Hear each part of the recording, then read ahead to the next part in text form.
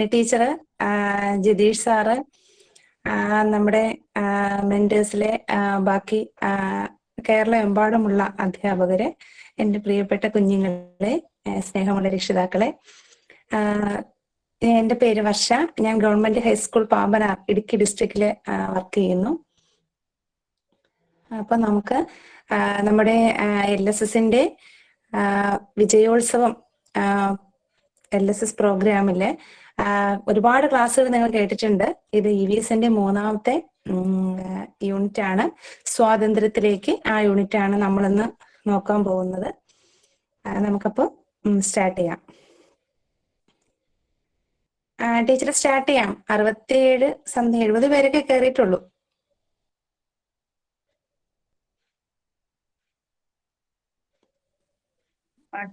Teacher തുടങ്ങിക്കോളൂ. Okay,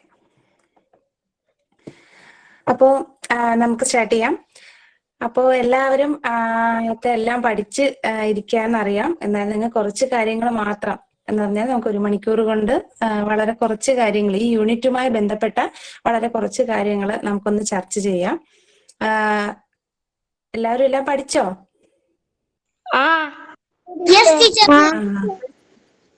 പഠിച്ചു കഴിഞ്ഞോ? കഴിഞ്ഞില്ല. ഓക്കെ. അപ്പൊ നമുക്ക് സ്റ്റാർട്ട് ചെയ്യാം മക്കളെ. സ്വാതന്ത്ര്യത്തിലേക്ക് നിങ്ങൾ വളരെ കൂടുതൽ കാര്യങ്ങളുള്ള ഒരു പാഠമാണ്. ഞാൻ വളരെ കുറച്ചേ ഉള്ളൂ, നമുക്ക് പഠിക്കാൻ വളരെ കുറച്ചേ ഉള്ളൂ. അപ്പോ നമുക്ക് തുടങ്ങാം. സ്വാതന്ത്ര്യത്തിലേക്ക്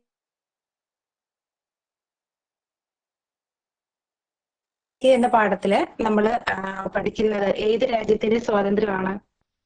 ഏത് രാജ്യത്തിന്റെ സ്വാതന്ത്ര്യമാണ്? ഇന്ത്യ. പറയില്ലേ? ഒരാൾ പറയും. ഓക്കെ, എല്ലാവരും കൂടി പറയണ്ട കേട്ടോ. ഒരാൾ പറഞ്ഞു കഴിഞ്ഞാൽ പിന്നെ ചാറ്റ് ബോക്സിൽ നിങ്ങൾ മെസ്സേജ് ആയിട്ട് ഇട്ടാൽ മതി. ഒത്തിരി പേര് പറഞ്ഞു കഴിഞ്ഞാൽ ഭയങ്കര ബഹളമായിപ്പോ. ഓക്കെ, നമ്മുടെ രാജ്യത്തിന്റെ സ്വാതന്ത്ര്യത്തിനെ കുറിച്ചാണ് നമ്മൾ നമ്മുടെ ഈ പാഠത്തിൽ പഠിക്കുന്നത്, അല്ലെ? ഏകദേശം ഒരു 100 വർഷങ്ങൾക്ക് മുമ്പ് നമ്മുടെ രാജ്യം ബ്രിട്ടീഷുകാരുടെ കൈകളിലായിരുന്നു, അല്ലെ? അവരിവിടെ കച്ചവടത്തിനായിട്ട് നമ്മുടെ രാജ്യത്തേക്ക് വരികയും നമ്മുടെ രാജ്യം പിടിച്ചടക്കുന്ന ഒരു നിലയാണ് ഉണ്ടായത്. അപ്പോൾ ബ്രിട്ടീഷുകാരുടെ കയ്യിൽ നിന്ന് ഇന്ത്യക്ക് സ്വാതന്ത്ര്യം നേടിത്തന്ന ഒരുപാട് കാര്യങ്ങൾ നമ്മൾ ഈ പാഠത്തിനകത്ത് പഠിക്കുന്നുണ്ട്. അപ്പോ ബ്രിട്ടീഷുകാർ അടിച്ചമർത്തലിൽ നിന്ന് നമ്മളെ ഇന്ത്യ വളരെയധികം ഒരുപാട് കഷ്ടപ്പെട്ടാണ് മോചിച്ചത്. അപ്പോ അതിനു വേണ്ടിയുള്ള ഇന്ത്യയിലെ ജനങ്ങളെ ബ്രിട്ടീഷുകാർ കൊല്ലുകയും അവരെ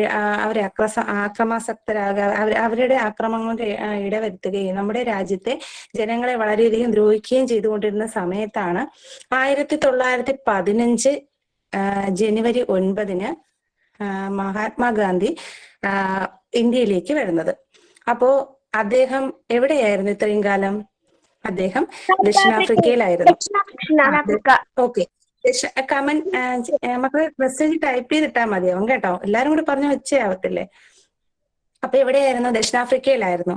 അദ്ദേഹം എന്തിനാണ് ദക്ഷിണാഫ്രിക്കയിലേക്ക് പോയത്? അദ്ദേഹം പോയത് അദ്ദേഹത്തിന്റെ ഇന്ത്യയിലുള്ള വക്കീൽ പഠനം പൂർത്തിയാക്കി അവിടെ പ്രാക്ടീസ്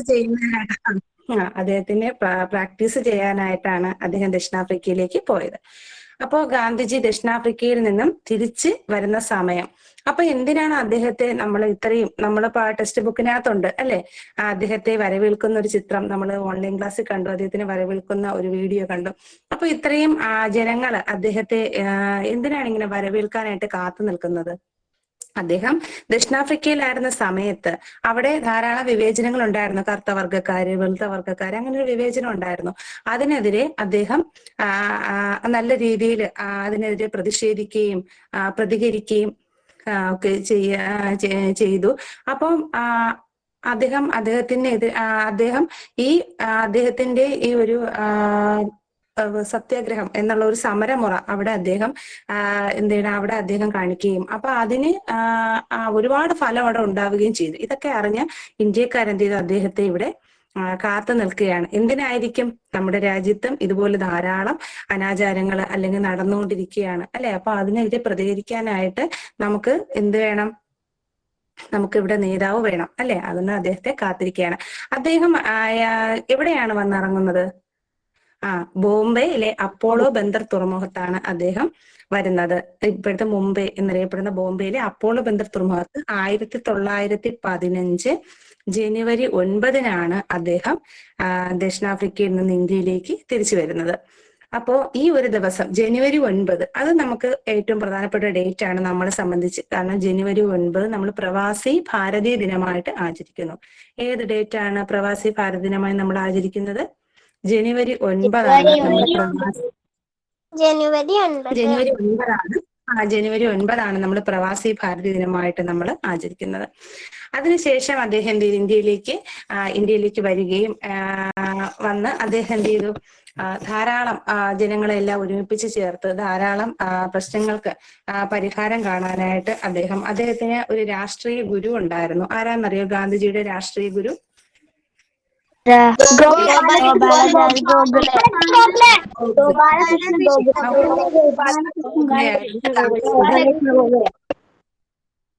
ഗോപാലകൃഷ്ണ ഗോഖലെ ആയിരുന്നു ഗാന്ധിജിയുടെ രാഷ്ട്രീയ ഗുരു. അദ്ദേഹത്തിന്റെ നിർദ്ദേശാനുസരണം എന്ത് ചെയ്തു? അദ്ദേഹം ഗാന്ധി ജനങ്ങളെല്ലാം ഒരുമിപ്പിച്ച് ചേർത്തു. ധാരാളം പ്രവർത്തന പദ്ധതികൾ ആസൂത്രണം ചെയ്തു. അതില് അദ്ദേഹത്തിന്റെ സമരമുറ സത്യഗ്രഹം എന്നായിരുന്നു. സത്യഗ്രഹം എന്ന് പറഞ്ഞാൽ സത്യാഗ്രഹം അല്ല, സത്യഗ്രഹം. സത്യഗ്രഹം എന്ന് പറഞ്ഞാല് സത്യത്തെ മുറുകെ പിടിക്കുക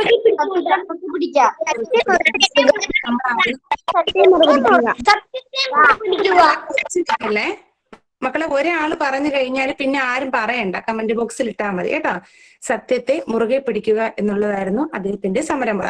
നമ്മൾ ആരും ഉപദ്രവിക്കാതെ, ആരും ഹിംസിക്കാതെ, എന്നാൽ നമ്മൾ എല്ലാ കാര്യത്തിലും നമ്മൾ പ്രതികരിക്കുക. പക്ഷെ നമ്മൾ ആരും ഉപദ്രവിക്കാതെ, മാനസികമായും ശാരീരികമായും ഒരു വേദനിപ്പിക്കാതെ ഉള്ള ഒരു സമരമുറയായിരുന്നു സത്യഗ്രഹം. ഈ സമരമുറയിൽ ഊന്നിയായിരുന്നു അദ്ദേഹത്തിന്റെ എല്ലാ രീതിയിലുള്ള അദ്ദേഹത്തിന്റെ പ്രവർത്തനങ്ങളും ഈ സമരത്തിൽ ഊന്നിയായിരുന്നു അദ്ദേഹം നയിച്ചിരുന്നത്. അപ്പോൾ ആ സമയത്താണ് ബീഹാറിലെ ചമ്പാരൻ ഗ്രാമത്തില് നീലം കർഷകർ വളരെയധികം ദുരിതത്തിലാണെന്ന് അദ്ദേഹം അറിയുന്നത്. അങ്ങനെ അദ്ദേഹം എന്ത് ചെയ്തു? ബീഹാറിലേക്ക് പോയി. ബീഹാറിൽ ചെന്നു. അവിടെ ചമ്പാരൻ എന്ന് പറയുന്ന ഒരു ഗ്രാമമുണ്ട്. അപ്പോൾ അവിടെ എന്തായിരുന്നു പ്രശ്നം? അവരുടെ നീലം കർഷകരുടെ കൃഷി സ്ഥലങ്ങളെല്ലാം തന്നെ എന്ത് ചെയ്തു? ബ്രിട്ടീഷുകാരെ തോട്ടോടങ്ങൾ പിടിച്ചെടുക്കുകയും അതിൽ നീലം കൃഷി ചെയ്യാനായിട്ട്, നീലം എന്ന് പറഞ്ഞാലൊക്കെ നിങ്ങൾക്ക് അറിയാം അല്ലെ? നീലം കൃഷി ചെയ്യാനായിട്ട് അവരെ അതിനകത്ത് പ്രേരിപ്പിക്കുകയും, എന്നാല് അത് ഈ കൃഷി വിളവെടുക്കുന്ന എല്ലാം എന്ത് ചെയ്യണം? അതെല്ലാം പിന്നെ ബ്രിട്ടീഷുകാരാണ്. അപ്പൊ ആ രീതിയിലേക്ക് പോവുകയും പിന്നെ അധിക നികുതി ഈടാക്കുകയും ചെയ്യുന്നതിലൂടെ ഭയങ്കര വിഷമം എന്ത് ചെയ്യും? അവർ അനുഭവിച്ചിരുന്നു. ആ സമയത്താണ് ഗാന്ധിജി അങ്ങോട്ട് ചെല്ലുകയും സത്യാഗ്രഹം പിന്നെ ചമ്പാരൻ സത്യാഗ്രഹത്തിന് തുടക്കം കുറിക്കുകയും ചെയ്ത്. അതിലൂടെ അതെന്നായിരുന്നു? 1917. നമുക്ക് വർഷം എപ്പോഴും പ്രധാനമാണ്, വർഷവും പ്രധാനമാണ്, പിന്നെ സ്ഥലവും പ്രധാനമാണ്. ബീഹാറിലെ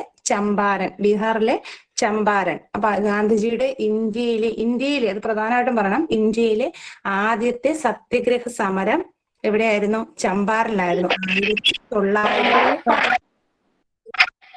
1917 ബീഹാറിലെ ചമ്പാരൻ ഗ്രാമത്തിലായിരുന്നു ഇന്ത്യയിൽ വന്നിട്ട് ഗാന്ധിജിയുടെ ഇന്ത്യയിലെ ആദ്യത്തെ സത്യഗ്രഹ സമരം ബീഹാറിലെ ചമ്പാരനിലായിരുന്നു. അതിനുശേഷം അത് വൻ വിജയമായിരുന്നു. ആ ഒരു സത്യാഗ്രഹം വൻ വിജയമായിരുന്നു. അതിനുശേഷം അതിനെ തുടർന്ന് രണ്ട് സമരങ്ങൾ ഉണ്ടായിട്ടുണ്ട്, രണ്ട് സത്യാഗ്രഹ സമരങ്ങൾ ഉണ്ടായിട്ടുണ്ട്. രണ്ട് സത്യാഗ്രഹ സമരങ്ങൾ ഉണ്ടായിട്ടുണ്ട്. ഒന്നെന്ന് പറഞ്ഞത് ഖേഡ സമരവും അഹമ്മദാബാദ് തുണിമിൽ സമരവുമാണ്. ഖേഡ സമരവും അഹമ്മദാബാദ് തുണിമിൽ സമരവുമാണ് രണ്ടാമത്തെ. ഖേഡ സമരം 1918-ലായിരുന്നു. 1918-ലായിരുന്നു എന്ത്? ഖേഡ സമരം. 1918-ലായിരുന്നു ഇത് ഖേഡ സമരം. ഖേഡ എന്ന് പറഞ്ഞ സ്ഥലം എവിടെയാണ്? ഗുജറാത്തിലാണ്. ഖേഡ എന്ന് പറയുന്നത് ഗുജറാത്തിലാണ്. 1918-ലാണ്. അടുത്തത് അഹമ്മദാബാദ്, അതും എവിടെയാണ്? അതും ഗുജറാത്തിലാണ്.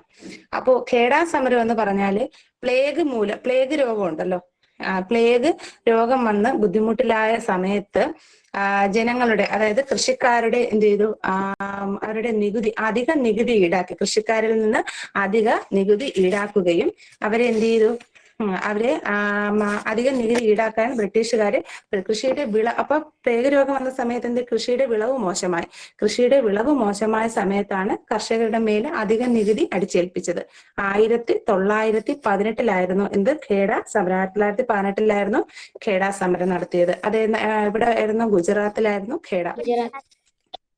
അപ്പോ ആ സമയത്ത് കർഷകർ വളരെയധികം ബുദ്ധിമുട്ട് അനുഭവിച്ച സമയത്ത് ഗാന്ധിജി ഖേഡയിലേക്ക് ചെല്ലുകയും ജനങ്ങളെ ഒരുമിച്ച് ചേർത്ത് എന്ത് ചെയ്തു, സമരത്തിന് ആഹ്വാനം ചെയ്യുകയും ചെയ്തു.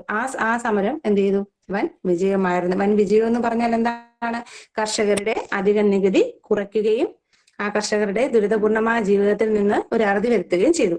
അടുത്ത മൂന്നാമത് നടന്ന സമരമായിരുന്നു അഹമ്മദാബാദ് തുണിമിൽ സമരം. ഈ അഹമ്മദാബാദ് എന്ന് പറഞ്ഞത് എവിടെയാണ്, ഗുജറാത്തിൽ തന്നെയാണ്. 1918 അഹമ്മദാബാദ് തുണിമിൽ സമരം നടന്നത്. അത് എന്തായിരുന്നു, തുണിമിൽ തൊഴിലാളികളുടെ വേതനം, അത് കൂലി വർദ്ധിപ്പിക്കുന്നതിന്, കൂലി കൂട്ടിക്കിട്ടുന്നതിന് വേണ്ടിയിട്ട് തുണിമിൽ തൊഴിലാളികളെ സംഘടിപ്പിച്ച് നടത്തിയ സമരമായിരുന്നു അഹമ്മദാബാദ് തുണിമിൽ സമരം. അത് 1918 അത് ഗാന്ധിജിയുടെ നേതൃത്വത്തിൽ നടന്ന മൂന്നാമത്തെ സമരമായിരുന്നു അഹമ്മദാബാദ് തുണിമിൽ സമരം.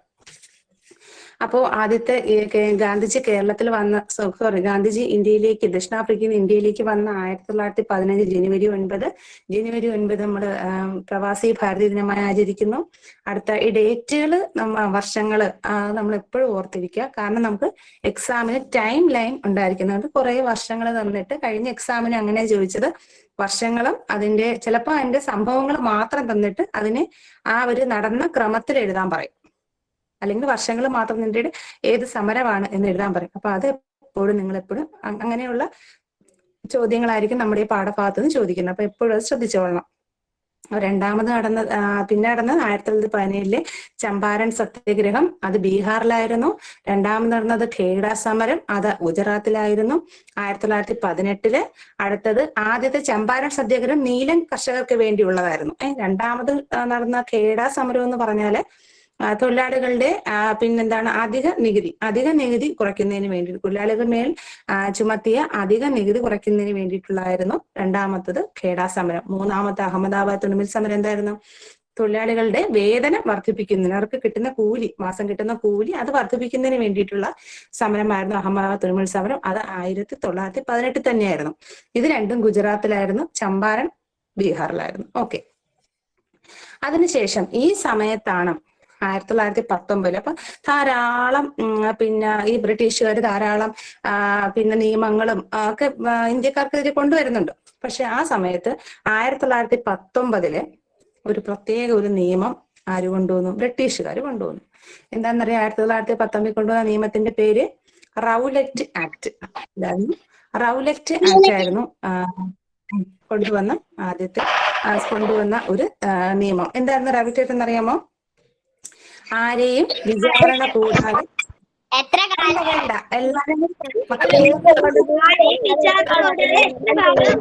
ജയിലില് കസ്റ്റഡിയിൽ വെക്കാം, കോടതിയില്ല. ഓക്കെ. ആരെയും വിചാരണ കൂടാതെ എത്ര കാലം വേണമെങ്കിലും തടവിൽ വയ്ക്കാം എന്നുള്ളൊരു നിയമമാണ് ആര് കൊണ്ടുവന്നത്, ബ്രിട്ടീഷുകാർ കൊണ്ടുവന്നത്. എന്താണ്, ആരെയും എത്ര കാലം വേണമെങ്കിലും വിചാരണ കൂടാതെ തടവിൽ വെക്കാം എന്നൊരു നിയമം ബ്രിട്ടീഷുകാർ കൊണ്ടുവന്നു. അപ്പൊ നമുക്ക് ഏത് സമയം വേണമെങ്കിലും ആര് വേണമെങ്കിലും അറസ്റ്റ് ചെയ്യാം, അവരെത്ര കാലം വേണമെങ്കിലും നമുക്ക് തടവിൽ വെക്കാം, അവരെ കൊല്ലാം, അവരെ ഉപദ്രവിക്കാം, ആരും ചോദിക്കില്ല. അങ്ങനെ ഒരു നിയമം കൊണ്ടുവന്നപ്പോൾ അത് ഏറ്റവും വലിയൊരു ബുദ്ധിമുട്ടായിട്ട് മാറി, അല്ലെ? ആ സമയത്ത് ഈ ഒരു കരി നിയമം മനസ്സിലായി, നമ്മൾ കരി നിയമം എന്ന് പറയുന്നത് ഏറ്റവും ദുഷിച്ച ഒരു നിയമമായിരുന്നു. ആ ഒരു കരി നിയമത്തിനെതിരെ രാജ്യവ്യാപകമായി, രാജ്യം മൊത്തം എന്താണ്, 1919 ഏപ്രിൽ 6 എന്നായിരുന്നു. 1919 ഏപ്രിൽ 6 ഗാന്ധിജി ഹർത്താലിന് ആഹ്വാനം ചെയ്തു. ഗാന്ധിജിയുടെ നേതൃത്വത്തിൽ തന്നെ ഹർത്താലിന് ആഹ്വാനം ചെയ്തു. ഗാന്ധിജി നടത്തിയ സമാധാന സമരങ്ങളെ എല്ലാം തന്നെ എന്ത് ചെയ്തു, ബ്രിട്ടീഷുകാരെന്ത് ചെയ്തു, അടിച്ചമർത്തി. രാജ്യവ്യാപകമായി ഈ നിയമത്തിനെതിരെ, ഈ അവർ കൊണ്ടുവന്ന റൗലറ്റ് ആക്ടിനെതിരെ പ്രതിഷേധം ആഞ്ഞടിച്ചു. എല്ലാവരും എന്ത് ചെയ്തു, എതിർത്തു അതിനെ. കാരണം ഏത് സമയം ആരെ വേണമെങ്കിലും നമുക്ക് എന്ത് ചെയ്യാം, അറസ്റ്റ് ചെയ്ത് തടവിൽ വെക്കാം. അങ്ങനെ പഞ്ചാബിൽ ഈ പ്രതിഷേധങ്ങൾക്ക് നേതൃത്വം നൽകിയത് ഡോക്ടർ സെയ്ഫുദ്ദീൻ കിച്ചലു സത്യപാലുമായിരുന്നു. ആരായിരുന്നു? ഡോക്ടർ സെയ്ഫുദ്ദീൻ കിച്ചലുവും സത്യപാലുമായിരുന്നു ഈ രണ്ട് നിയമങ്ങൾക്കെതിരെ എന്ത് ചെയ്തു? പഞ്ചാബില് പിന്നെ പ്രതിഷേധങ്ങൾക്ക് നേതൃത്വം നൽകിയത് ആരൊക്കെയായിരുന്നു? ഡോക്ടർ സത്യപാലും ഡോക്ടർ സെയ്ഫുദ്ദീൻ കിച്ചലും. 1919 ഏപ്രിൽ 10 ഈ നേതാക്കൾ എന്ത് ചെയ്തു? ഈ പഞ്ചാബില് ഈ പ്രതിഷേധങ്ങൾക്ക് നേതൃത്വം കൊടുത്ത ഈ രണ്ട് വ്യക്തിത്വങ്ങളെ എന്ത് ചെയ്തു? ബ്രിട്ടീഷുകാർ എന്ത് ചെയ്തു? അറസ്റ്റ് ചെയ്തു. ഈ അറസ്റ്റിൽ പ്രതിഷേധിക്കാനായിട്ട് എന്ത് ചെയ്തു? പഞ്ചാബിലെ അമൃത്സറിൽ ജാലിയൻ വാലാബാഗ് മൈതാനത്ത് ആരുടെ അറസ്റ്റിൽ പ്രതിഷേധിക്കാനാണ്? സെയ്ഫുദ്ദീൻ കിച്ചലു, ഡോക്ടർ സെയ്ഫുദ്ദീൻ ഇവരുടെ അറസ്റ്റിൽ പ്രതിഷേധിക്കാനാണ് എന്ത് ചെയ്തു? 1919 ഏപ്രിൽ 13 എന്ത് ചെയ്തു? പഞ്ചാബിലെ അമൃത്സറിലെ ജാലിയൻ വാലാബാഗ് മൈതാനത്ത് എന്നാണ് ഏപ്രിൽ 13 1919 ഏപ്രിൽ 13. ആ ഡേറ്റ് എപ്പോഴും പ്രധാനപ്പെട്ടതാണ്. 1919 ഏപ്രിൽ 13 ഡോക്ടർ സത്യപാലിന്റെയും സെയ്ഫുദ്ദീൻ കിച്ചലുവിന്റെയും അറസ്റ്റ് പ്രതിഷേധിക്കാനായിട്ട് പഞ്ചാബിലെ അമൃത്സറിലെ ജാലിയൻ വാലാബാഗ് മൈതാനത്ത് എന്ത് ചെയ്തു? ജനങ്ങൾ ഒത്തുകൂടി. പഞ്ചാബിലെ ജാലിയൻ വാലാബാഗ് മൈതാനത്ത് ജനങ്ങൾ എന്ത് ചെയ്തു? ഒത്തുകൂടി. ഈ മൈതാനത്തിന് ധാരാളം പ്രത്യേകതകൾ ഉണ്ടായിരുന്നു. എന്തായിരുന്നു? 4 വശവും വലിയ കെട്ടിടങ്ങളായി ചുറ്റപ്പെട്ട് ആ മൈതാനത്തെ കയറാൻ ഒരു ചെറിയ ഇടവഴി, ചെറിയ ഒരു ഇടുങ്ങിയ വഴി മാത്രമാണ് ഉണ്ടായിരുന്നത്. അപ്പം സമാധാനപരമായിട്ട് നമ്മുടെ ജനങ്ങള് സമാധാനപരമായിട്ട് ഈ പ്രതിഷേധ യോഗം നടക്കുമായിരുന്നു ഈ മൈതാനത്തിലേക്ക്. അന്നത്തെ പഞ്ചാബ് ഗവർണറായിരുന്ന മൈക്കൽ ഒ ഡയറിന്റെ നിർദ്ദേശപ്രകാരം പെട്ടെന്ന് തന്നെ ബ്രിട്ടീഷ് പട്ടാളം ഇരച്ചു കയറുകയും ആ ഇടുങ്ങിയ ഒറ്റ വഴി അടച്ചുകൊണ്ട് അവിടെ കൂടിയിരുന്ന സാധാരണ ജനങ്ങൾക്ക് നേരെ എന്ത് ചെയ്തു? വെടിയുതിർക്കുകയും ചെയ്തു. അപ്പൊ അന്നത്തെ പട്ടാള മേധാവി ജനറൽ ഡയറാണ്.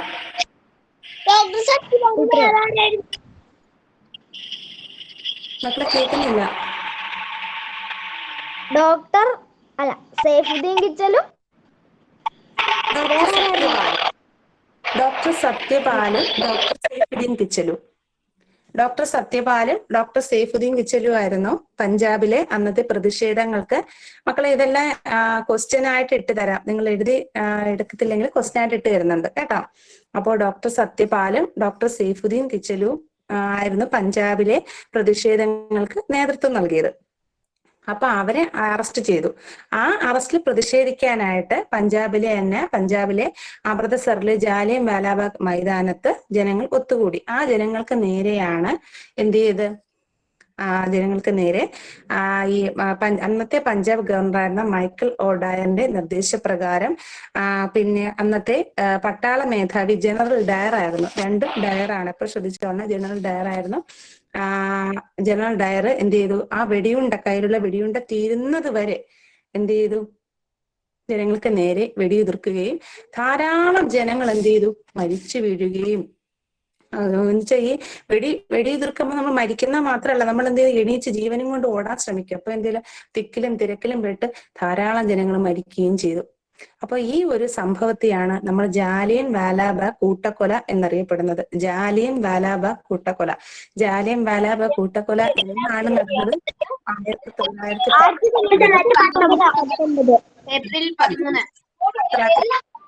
1919 ഏപ്രിൽ 13. ഏപ്രിൽ 13 അപ്പൊ ആരുടെ അറസ്റ്റ് പ്രതിഷേധിക്കാനായിരുന്നു? ഡോക്ടർ സത്യപാലിന്റെയും ഡോക്ടർ സെയ്ഫുദ്ദീൻ കിച്ചലിന്റെയും അറസ്റ്റ് പ്രതിഷേധിക്കാനായിരുന്നു. ഡോക്ടർ സത്യപാലുവിന്റെയും ഡോക്ടർ സെയ്ഫുദ്ദീൻ കിച്ചലു. ഓക്കെ മക്കളെ, ഓക്കെ.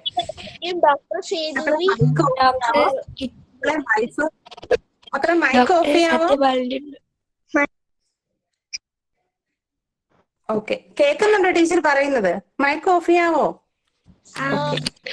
അപ്പം ഡോക്ടർ സത്യപാലിന്റെയും ഡോക്ടർ സൈഫുദ്ദീൻ കിച്ചലുവിന്റെയും അറസ്റ്റിൽ പ്രതിഷേധിക്കാനായിട്ട് എവിടെയാണ്? പഞ്ചാബിലെ അമൃത്സറിലെ ജാലിയൻ വാലാബാഗ് മൈതാനത്ത് 1919 ഏപ്രിൽ 13 എന്ത് ചെയ്ത് ജനങ്ങൾ ഒത്തുകൂടിയതും. ആ സമയത്ത് അന്നത്തെ പഞ്ചാബ് ഗവർണറായിരുന്ന മൈക്കൽ ഒ ഡയറിന്റെ നിർദ്ദേശപ്രകാരം അന്നത്തെ പട്ടാള മേധാവിയായിരുന്ന ജനറൽ ഡയർ ജനങ്ങൾക്ക് നേരെ വെടിയുതിർക്കുകയും എന്ത് ചെയ്തു? ജാലിയൻ വാലാബാഗ് കൂട്ടക്കൊല എന്ന ദാരുണ സംഭവത്തിന് വഴിയൊരുക്കുകയും ചെയ്തു. അതിനുശേഷം എന്താണ്? 1919 ഈ നമ്മുടെ ഈ ജാലിയൻ വാലാബാഗിന്റെ ഈ കാരണക്കാരനായ ജനറൽ ഡയർ ഉണ്ടല്ലോ. അപ്പോ ജനറൽ ഡയറാണ് അന്നത്തെ പട്ടാള മേധാവി. അപ്പം അദ്ദേഹമാണ് വെടിയുതിർത്തെങ്കിലും ഇതിന് ഓർഡർ കൊടുത്തത് ആരാണ്? അന്നത്തെ ഗവർണറിന്റെ പഞ്ചാബ് ഗവർണറിന്റെ മൈക്കൽ ഒ ഡയർ. അദ്ദേഹം എന്ത് ചെയ്തു? ഈ കൂട്ടക്കൊലയ്ക്കൊക്കെ ശേഷം അദ്ദേഹം ദിവസങ്ങൾക്കുള്ളിൽ എന്ത് ചെയ്തു? അദ്ദേഹത്തിന്റെ ഗവർണർ പദവിയെല്ലാം രാജിവെച്ചു. അദ്ദേഹം എങ്ങോട്ടേക്ക് പോയി? അദ്ദേഹം തിരിച്ച് ലണ്ടനിലേക്ക് തന്നെ തിരിച്ചു പോയി. അപ്പോ അദ്ദേഹം ഇന്ത്യ വിട്ട് ലണ്ടനിലേക്ക് പോയി. ഈ ഏകദേശം ഒരു 20 വർഷത്തിന് ശേഷം നമ്മളെ കൂട്ടക്കൊലയൊക്കെ നടന്ന് 20 വർഷത്തിന് ശേഷം എന്ത് ചെയ്തു? ലണ്ടനിലെ കാക്സ്റ്റൺ ഹാളിൽ വെച്ച് മൈക്കൽ ഒ ഡയറിനെ നമ്മുടെ ഇന്ത്യക്കാരനായ ദേശസ്നേഹിയായ ഉദ്ധം സിംഗ് എന്ന് പറയുന്ന ഒരു ഒരാള് നമ്മുടെ ഇന്ത്യക്കാരനായ ദേശസ്നേഹി ഉദ്ധം സിംഗ് എന്ത് ചെയ്ത് മൈക്കൽ ഒ ഡയറിനെ വെടിവെച്ചു കൊന്നു. അദ്ദേഹത്തിന് റാം മുഹമ്മദ് സിംഗ് ആസാദ് എന്നും റാം മുഹമ്മദ് സിംഗ് ആസാദ് എന്നും എന്ത് ചെയ്യുന്നു? റാം മുഹമ്മദ് സിംഗ് ആസാദ് എന്നും അദ്ദേഹത്തെ അറിയപ്പെടുന്നു. ഉദ്ധം സിംഗ് എന്നാണ് നമ്മൾ വിളിപ്പേര്. റാം മുഹമ്മദ് സിംഗ് ആസാദ് എന്ന ആള് എന്ത് ചെയ്തു? 20 വർഷത്തിന് ശേഷമാണ് കാക്സ്റ്റൺ ഹാളിൽ വെച്ചാണ് എന്ത് ചെയ്ത്? ലണ്ടനിലെ കാക്സ്റ്റൺ ഹാളിൽ വെച്ച് ഇദ്ദേഹത്തെ വെടിവെച്ച് കൊല്ലുകയും ചെയ്തു.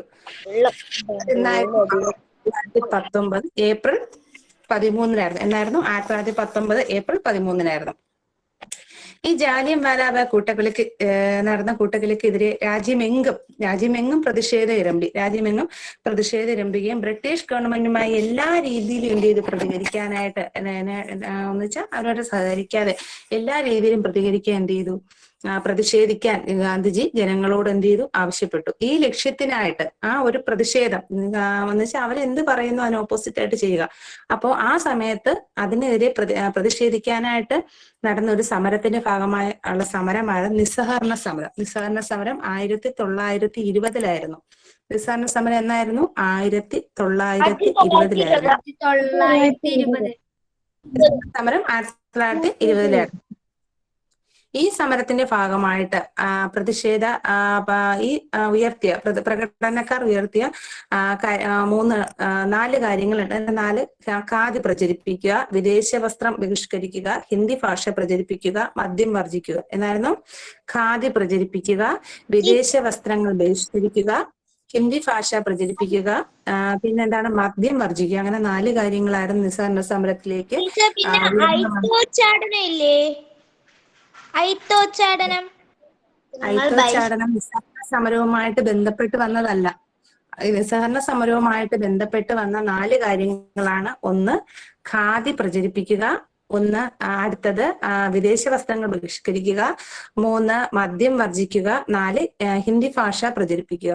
ഈ വിദേശ വസ്ത്രങ്ങൾ, അതായത് ഇന്ത്യയിൽ നേതൃക്കുന്ന ഖാദി വസ്ത്രങ്ങൾ ഉപയോഗിക്കുന്നതിലൂടെ എന്ത് ചെയ്യുന്നു? നമ്മുടെ നെയ്ത്ത് വ്യവസായത്തെ പ്രോത്സാഹിപ്പിക്കുക മാത്രമല്ല, പിന്നെ വേറെന്താണ്? നമുക്ക് പട്ടിണി, തൊഴിലില്ലായ്മ, ദാരിദ്ര്യം അങ്ങനെയൊക്കെയുള്ള കാര്യങ്ങൾ നമുക്ക് തുടച്ചു നീക്കാനും സാധിക്കും. മനസ്സിലായോ? അപ്പൊ ഇന്ത്യയിൽ എതിർക്കുന്ന ഖാദി വസ്ത്രങ്ങൾ നമ്മൾ ഉപയോഗിക്കുന്നതുകൊണ്ട് ഇങ്ങനെയുള്ള കുറച്ച് ഗുണങ്ങളും കൂടിയുണ്ട്. പിന്നെ നമ്മൾ എന്ത് ചെയ്യുന്നു? നമ്മളിതിൽ പ്രതിഷേധിക്കാനായിട്ട് വിദേശത്ത് നിന്ന് വസ്ത്രങ്ങൾ നമ്മൾ എന്ത് ചെയ്യുന്നു? ഉപേക്ഷിക്കുകയും ചെയ്യുന്നു. അടുത്തത് വന്നതെന്ന് പറഞ്ഞാല് ഹിന്ദി ഭാഷാ പ്രചരണം. ഹിന്ദി ഭാഷാ പ്രചരണത്തിലൂടെ നമുക്ക് എന്ത് ചെയ്യാൻ പറ്റും? ജനങ്ങൾ തമ്മിലുള്ള നമ്മുടെ ഇന്ത്യയിലെ ജനങ്ങൾ തമ്മിലുള്ള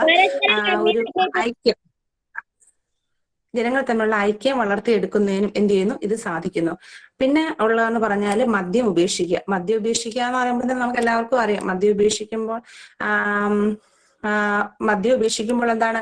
കുടുംബങ്ങൾ നമ്മുടെ ദാരിദ്ര്യം കുറയുകയും കുടുംബം തന്നെ ഒരു ഐക്യം ഉണ്ടാവുകയും അതുപോലെ ആ ഐക്യം നമ്മുടെ സമൂഹത്തിലേക്ക് വളരുകയും നമ്മുടെ രാജ്യം തന്നെ എന്ത് ചെയ്യുന്നു? ഐക്യത്തിലൂടെ വളർന്നു വരികയും ചെയ്യുന്ന ഒരു സാഹചര്യം ഉണ്ടാവുന്നു. അതുകൊണ്ടാണ് എന്ത് ചെയ്യുന്നത്, നമ്മുടെ മദ്യം വർജിക്കാൻ പറയുന്നത്. പിന്നെന്താണ്, ഖാദ്യ പ്രചരിപ്പിക്കുക, വിദേശ, ഇത് രണ്ടുമല്ല. ഖാദ്യ പ്രചരിപ്പിക്കുക എന്ന് പറഞ്ഞാൽ ഖാദ്യ പ്രചരിപ്പിക്കുന്നതിലൂടെ നമുക്ക് എന്ത് ചെയ്യാം, നമ്മുടെ രാജ്യത്തെ പട്ടിണിയും ദാരിദ്ര്യവും ഒക്കെ മാറ്റാം.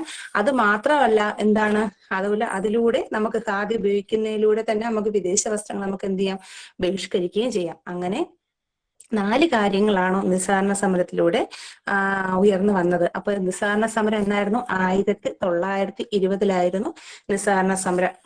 അപ്പൊ ജാലിയൻ വാലാബാഗ് കൂട്ടക്കൊലയ്ക്ക് ശേഷം 19 ഏപ്രിൽ 13 ഉണ്ടായ ജാലിയൻ വാലാബാഗ് കൂട്ടക്കൊലയ്ക്ക് ശേഷം എന്ത് ചെയ്തിട്ടുണ്ട്, അതിലൂടെ ആ ഒരു പ്രതിഷേധ ലോകമെമ്പാടും ലോകമെമ്പാടും തന്നെ ഇരമ്പി എന്ന് പറയാം. അത് വല്ലാത്തൊരു വലിയൊരു കൂട്ടക്കൊലയായിരുന്നു. അപ്പം അതിനെതിരെയാണ് നമുക്ക് ഒരു പ്രതിഷേധ സമരത്തേക്ക്.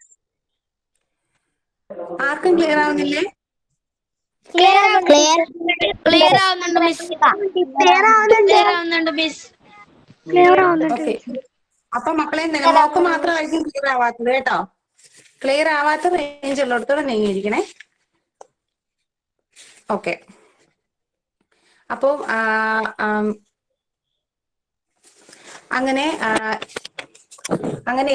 അങ്ങനെ ഈ വിദേശ വസ്ത്രങ്ങൾ ബഹിഷ്കരിക്കുന്നതിലൂടെ നമുക്ക് രാജ്യത്തെ ദാരിദ്ര്യം, പട്ടിണി നിന്നെല്ലാം നമുക്ക് മോചിപ്പിക്കാൻ സാധിക്കുമെന്ന് നമ്മൾ അങ്ങനെ ഉണ്ടായ ഒരു വിദേശ വസ്ത്ര ബഹിഷ്കരണം, ഖാദി പ്രചരിപ്പിക്കാൻ അങ്ങനെ നിസ്സഹകരണ സമരം നടന്നുകൊണ്ടിരിക്കുകയാണ്. എന്ത് ചെയ്തു, 1922 ചൗരി ചൗര സംഭവം നടക്കുന്നത്. 1922 നടക്കുന്നത് ചൗരി ചൗര സംഭവത്തിലൂടെ നമ്മൾ എന്ത് ചെയ്തു, ഈ നിസ്സഹകരണ സമരം നമ്മൾ എന്ത് ചെയ്തു, പിൻവലിച്ചു. ചൗരി ചൗര സംഭവം നടക്കുന്നതിലൂടെ നിസ്സഹകരണ സമരം നമ്മൾ എന്ത് ചെയ്തു, പിൻവലിച്ചു. അപ്പൊ എന്താണ് ചൗരി ചൗര സംഭവം എന്നറിയാവോ? ഇതിനിടയിൽ വാഗൺ ട്രാജഡി ഇല്ലായിരുന്നോ മക്കളെ? വാഗൺ ട്രാജഡി 1930 ഉണ്ട്. അത് നമ്മൾ കേരളത്തിലേക്ക് വരുമ്പോൾ നമുക്ക് നോക്കാം. നമ്മൾ ഇന്ത്യ ഇതൊന്ന് നമുക്ക് ഇതിങ്ങനെ അത് കഴിയുമ്പോൾ ഇത് നിസ്സഹകരണ സമരം പറയാം. അതിനുശേഷം ഗാന്ധിജി കേരളത്തിൽ വന്നതുണ്ട്. അതെല്ലാം ഒരുമിച്ച് പറയാം കേട്ടോ.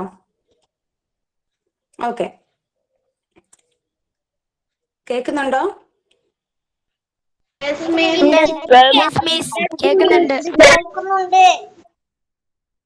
ഓക്കെ. അപ്പോ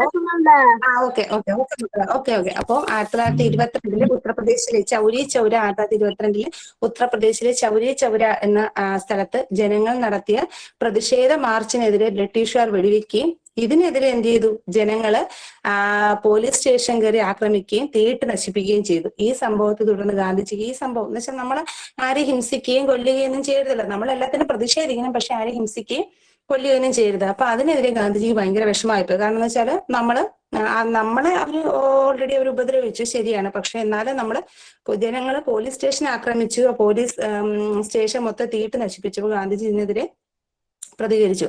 ഗാന്ധിജി പറഞ്ഞു നിസ്സഹകരണ സമരം എന്ത് ചെയ്തു, പിൻവലിച്ചു. അപ്പൊ നിസ്സഹകരണ സമരം പിൻവലിക്കാനുള്ള കാരണം 1922 ചൗരി ചൗര സംഭവമാണ്. ചൗരി ചൗര എന്ന് പറയുന്ന സ്ഥലം ഉത്തർപ്രദേശിലാണ്. 1922 ചൗരി ചൗര സംഭവം ആയിട്ട് ബന്ധപ്പെട്ടാണ് എന്ത് ചെയ്ത് നിസ്സഹകരണ സമരം പിൻവലിച്ചത്. അത് നമ്മൾ ഓർത്തിരിക്കേണ്ട ഒരു ഡേറ്റ് ആണ്. 1922 ചൗരി ചൗര സംഭവം. ചൗരി ചൗര എന്ന് പറയുന്ന സ്ഥലം എവിടെയാണ്?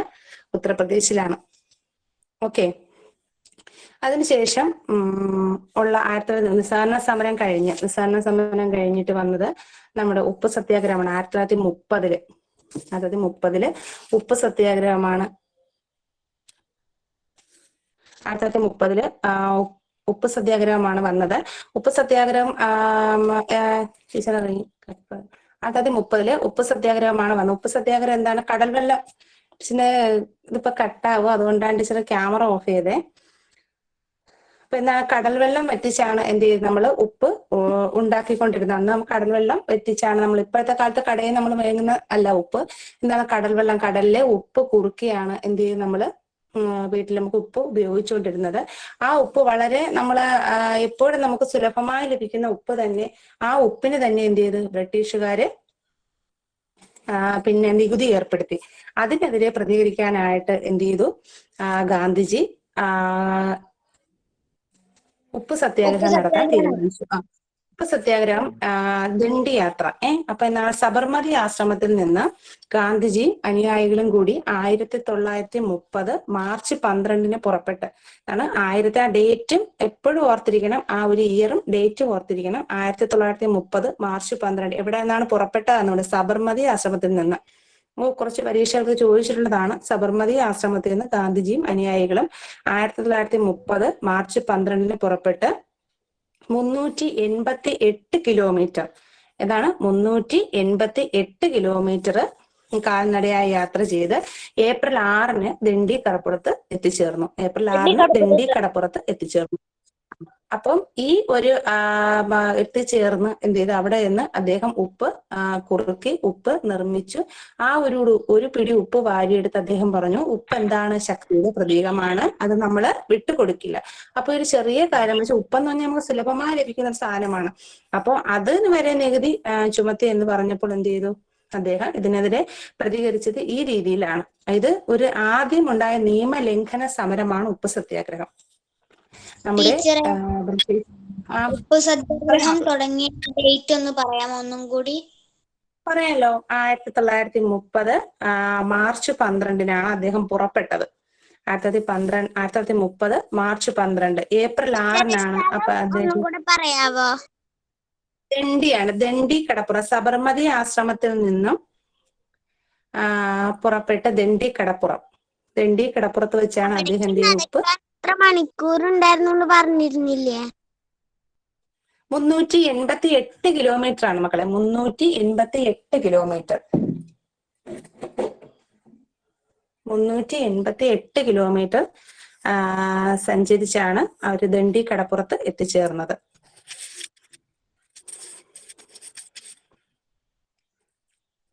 അടുത്ത 30 വർഷം എപ്പോഴും ഡേറ്റ് എപ്പോഴും നമ്മൾ ഓർത്ത് വെച്ചേക്കണം. 1930 മാർച്ച് 12. കേരളത്തിലും നമുക്ക് എന്ത് ചെയ്തു? ഉപ്പ് സത്യാഗ്രഹം നടന്നു. കേരളത്തിൽ ഉപ്പ് സത്യാഗ്രഹം നടന്നത് എവിടെയാണെന്ന് അറിയാവോ?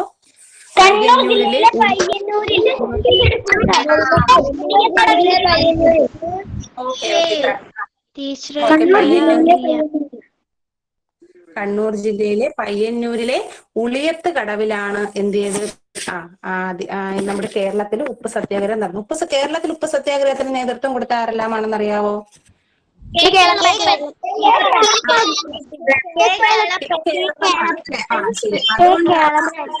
കേളപ്പനാണ്. അപ്പൊ അദ്ദേഹത്തെ നമ്മള് ഈ ഉപ്പ് സത്യാഗ്രഹത്തിന് നേതൃത്വം കൊടുത്തതിലൂടെ നമ്മൾ ഒരു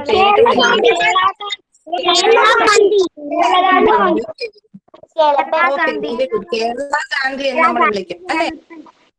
കേരള ഗാന്ധി എന്ന് വിളിക്കും. ഓക്കെ. അപ്പൊ കേരളത്തിൽ ഉപ്പ് സത്യാഗ്രഹത്തിന് നമ്മൾ നേതൃത്വം കൊടുത്തത് കേളപ്പനാണ്. അത് നമ്മൾ അദ്ദേഹത്തെ കേരള ഗാന്ധി എന്ന് വിളിക്കുന്നു. അപ്പൊ ഇത് ഓർത്തിരിക്കുക. കേരള ഗാന്ധി എന്നറിയപ്പെടുന്ന ആര്? കേളപ്പൻ. അത് എപ്പോഴും ഓർത്തിരിക്കേണ്ട ഒരു കാര്യമാണ്. അപ്പൊ അതിനുശേഷം ഇപ്പൊ നമ്മളിപ്പോ ഉപ്പ് സത്യാഗ്രഹം വരെ പറഞ്ഞു. ഉപ്പ് സത്യാഗ്രഹത്തിന് ശേഷം ധാരാളം സമരങ്ങള് എന്ത് ചെയ്തു?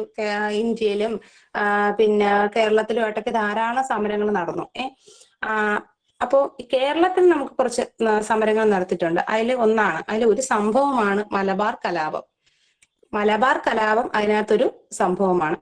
മലബാർ കലാപം എന്ന് പറഞ്ഞാൽ ബ്രിട്ടീഷ് ഭരണത്തിനെതിരെ കേരളത്തിൽ നടന്ന സമരങ്ങളിൽ ഏറ്റവും പ്രധാനപ്പെട്ട ഒരു സംഭവമാണ് മലബാർ കലാപം. അത് നടന്നത് 1921 നമ്മുടെ നിസ്സഹകരണ സമരം നടന്നുകൊണ്ടിരിക്കുന്ന സമയത്ത് നടന്ന ഒരു സമരമാണ് നടന്ന ഒരു സംഭവമാണ് മലബാർ കലാപം. 1921 മലബാർ കലാപം നടക്കുന്നത്. മലബാർ കലാപത്തിന് നേതൃത്വം കൊടുത്ത 2 ആൾക്കാരുണ്ടായിരുന്നു. അലി മുസലിയാരും വാരിയംകുന്നത്ത് കുഞ്ഞഹമ്മദ് ഹാജിയും. അലി മുസലിയാരും വാരിയംകുന്നത്ത് കുഞ്ഞഹമ്മദ് ഹാജിയുമായിരുന്നു ഈ മലബാർ കലാപത്തിന് നേതൃത്വം കൊടുത്തത്. അപ്പൊ ഈ നേതൃത്വം കൊടുത്ത മലബാർ കലാപത്തിൽ പങ്കെടുത്ത ഒരു 90ഓളം പേര് ഇവരെന്ത് ചെയ്യുന്നറിയാമോ? ഒരു ചരക്ക് തീവണ്ടി അറിയാമല്ലോ, നമ്മളെ ഗുഡ്സ് ട്രെയിൻ, സാധനങ്ങളെ കൊണ്ടുവന്ന ഗുഡ്സ് ട്രെയിനിൽ അടച്ച് തിരൂർ എവിടെയാണ്? മലപ്പുറം ജില്ലയിൽ. മലപ്പുറം. തിരൂരുള്ള ആരെങ്കിലും ഇതിനകത്തുണ്ടോ? ഉണ്ട്. ഓക്കെ ശരി. ഓക്കെ. അപ്പൊ എന്താണ് മക്കളെ? എന്താ ടീച്ചർ പറഞ്ഞേ? ചോദിച്ച ടീച്ചർ ടീച്ചർ ചോദിച്ചത് തിരൂരുള്ള ആരെങ്കിലും ഇതിനകത്തുണ്ടോ എന്നാണ്. ഉണ്ടെന്ന് കേട്ടോ, ഇതിനകത്തുണ്ട്. ഓക്കെ, അപ്പൊ മലപ്പുറത്താണ് തിരൂര്. തിരൂരിൽ നിന്ന് ഒരു വാഗണിലേക്ക് 90ഓളം പേര് ഒരു ചരക്ക് തീവണ്ടിയിൽ കയറ്റി അടച്ച് തിരൂരിൽ നിന്ന് കോയമ്പത്തൂരിലേക്ക് എന്ത് ചെയ്ത് കൊണ്ടുപോയി. അത് പോത്തന്നൂര് എന്ന് പറഞ്ഞ സ്ഥലത്ത് എത്തിയപ്പോ തന്നെ എന്ത് ചെയ്തു? ശ്വാസം കിട്ടാതെ അവരിൽ പകുതിയിലേറെ പേർ എന്ത് ചെയ്യുന്നു? മരിച്ചിരുന്നു. ഇതിനെ നമ്മൾ ഒരു വാഗണിനകത്ത് അടച്ചാണ് കൊണ്ടുപോയിട്ടുള്ളത്. ആരെങ്കിലും വാഗൺ ട്രാജഡിയുടെ സ്മാരകം കണ്ടിട്ടുണ്ടോ? തിരൂരുള്ള ആൾക്കാരൊക്കെ കണ്ടിട്ടുണ്ടോ? കണ്ടിട്ടുണ്ട്. അപ്പൊ നിങ്ങൾ തിരൂര് പോകുമ്പോഴത്തേക്കും, അല്ലെങ്കിൽ ഇവിടെയുള്ള ആൾക്കാരായാലും, ഇവിടെ നമ്മുടെ മാതൃ ജില്ലയിലുള്ള ആൾക്കാരായാലും തിരൂര് പോകുമ്പോ ഇത് പോയിന്ന് കാണണം കേട്ടോ. വാഗൺ ട്രാജഡി സ്മാരകം ഉണ്ട്. അപ്പൊ ആ വാഗൺ ട്രാജഡി എന്റെ നാട് തിരുവനന്തപുരം ആണല്ലോ. അപ്പൊ എന്താണ്? വാഗൺ ട്രാജഡി എന്ന പേരിൽ അറിയപ്പെടുന്നു. ഇതുപോലെ ഇന്ത്യക്ക് അകത്തും പുറത്തുമായിട്ട് ധാരാളം സംഭവങ്ങൾ എന്തെങ്കിലും നടന്നിട്ടുണ്ട്. അപ്പൊ ഇത് എന്നായിരുന്നു? 1921 മലബാർ കലാപത്തോടനുബന്ധിച്ച് നടന്ന ഒരു സംഭവമായിരുന്നു വാഗൺ ട്രാജഡി. എന്തായിരുന്നു? 1921 മലബാർ കലാപത്തോടനുബന്ധിച്ച് നടന്ന ഒരു സംഭവമായിരുന്നു വാഗൺ ട്രാജഡി. വാഗൺ ട്രാജഡി ദുരന്തം നടന്ന വർഷം 1921 21. ഡേറ്റ് പറഞ്ഞു അറിയാമെങ്കിൽ. നവംബർ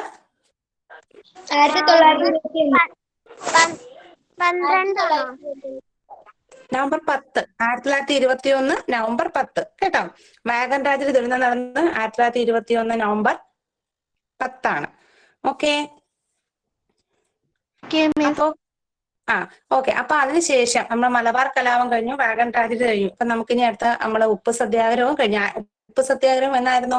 ഉപ്പ് സത്യാഗ്രഹം നടന്നത് 1930 മെയ് 12.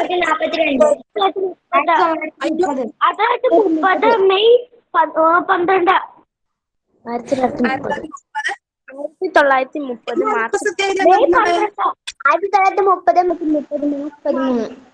മക്കളെ മാർച്ച് 12 എന്നായിരുന്നു? മാർച്ച്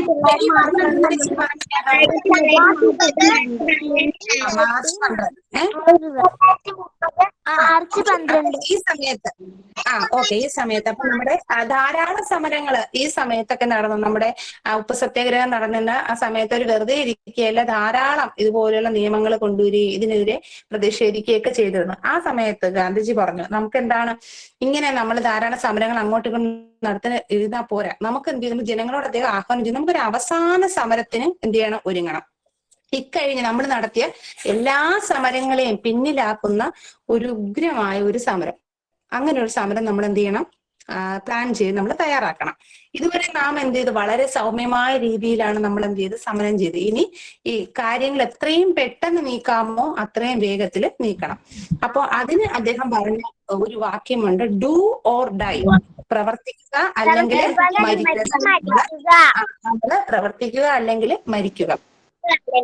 അപ്പം ഈ ഒരു മുദ്രാവാക്യം ഈ സമരത്തിന് അദ്ദേഹത്തിന് എല്ലാ ജനങ്ങൾക്കും എന്ത് ചെയ്തു? ആവേശമായി. അദ്ദേഹം പറഞ്ഞ ഈ ഒരു മുദ്രാവാക്യം ജനങ്ങൾക്ക് എല്ലാവർക്കും തന്നെ എന്ത് ചെയ്തു? ആവേശമായി.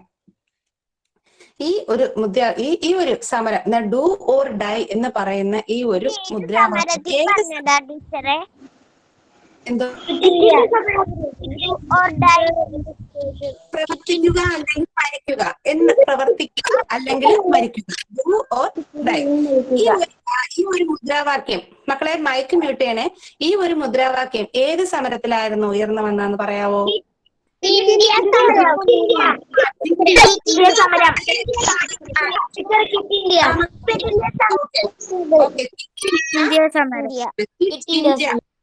ഒരാൾ പറഞ്ഞാലും മറ്റേ ആളും പറയണ്ട കേട്ടോ. ക്വിറ്റ് ഇന്ത്യ എന്ന് പറഞ്ഞാൽ എന്താണ്? ഇന്ത്യ വിടുക. ആരിന്ത്യ വിടുക? ബ്രിട്ടീഷുകാര് ഇന്ത്യ വിടുക. ബ്രിട്ടീഷുകാര് വിടുക. അപ്പൊ എന്താണ്? ഒരാൾ പറഞ്ഞാൽ എല്ലാരും കൂടി പറയണ്ട. ഒരാൾ പറഞ്ഞാൽ നിങ്ങൾ കേൾക്കാമല്ലോ, അപ്പൊ പിന്നെ എല്ലാരും കൂടി പറയണ്ട. അപ്പൊ ഈ ഒരു ക്വിറ്റ് ഇന്ത്യ സമരത്തിലെ എല്ലാ വിദ്യാർത്ഥികളും ജനങ്ങളും എല്ലാവരും എന്ത് ചെയ്തു, ഒന്നടങ്കം എന്ത് ചെയ്തു, സമരത്തിനിറങ്ങി. എല്ലാ പ്രമുഖ നേതാക്കന്മാരും ഗാന്ധിജി ഉൾപ്പെടെയുള്ള എല്ലാവരും എന്ത് ചെയ്തു, ബ്രിട്ടീഷുകാർ അറസ്റ്റ് ചെയ്തു. സമരം എല്ലാ പ്രമുഖ നേതാക്കന്മാരെ അറസ്റ്റ് ചെയ്തപ്പോൾ എന്ത് ചെയ്തു, സമരം സാധാരണക്കാരെന്ത് ചെയ്തു, ഏറ്റെടുത്തു. അപ്പോ രാജ്യത്തുടനീളം കലാപങ്ങൾ പൊട്ടിപ്പുറപ്പെട്ടു. ബ്രിട്ടീഷ് പോലീസും പട്ടാളവും എല്ലാം അതിന് ശക്തമായിട്ട് എന്ത് ചെയ്തു, നേരിട്ടു. ഇതോടുകൂടി എന്ത് ചെയ്തു, രാജ്യത്തിലെ എല്ലാ ജനങ്ങളുടെ ജീവിതം എന്ത് ചെയ്തു, താറുമാറായി. അപ്പം ഒരുപാട് ദേശസ്നേഹികൾ എന്ത് ചെയ്തു, രക്തസാക്ഷികളായി. അപ്പൊ കേരളത്തിലും ക്വിറ്റ് ഇന്ത്യ സമരം ആയി ബന്ധപ്പെട്ട് ധാരാളം നേതാക്കന്മാർ എന്ത് ചെയ്തു, അറസ്റ്റിലായി. ഒരുപാട് മലബാർ മേഖലയിലൊക്കെ ധാരാളം കലാപങ്ങളെല്ലാം ഉണ്ടായത്.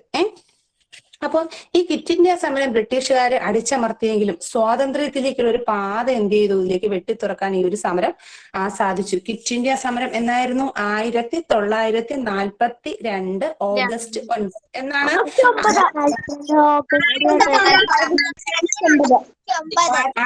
1942 ഓഗസ്റ്റ് 9 ക്വിറ്റ് ഇന്ത്യ സമരം. ആ ഒരു ഡേറ്റ് എപ്പോഴും ഓർക്കുക.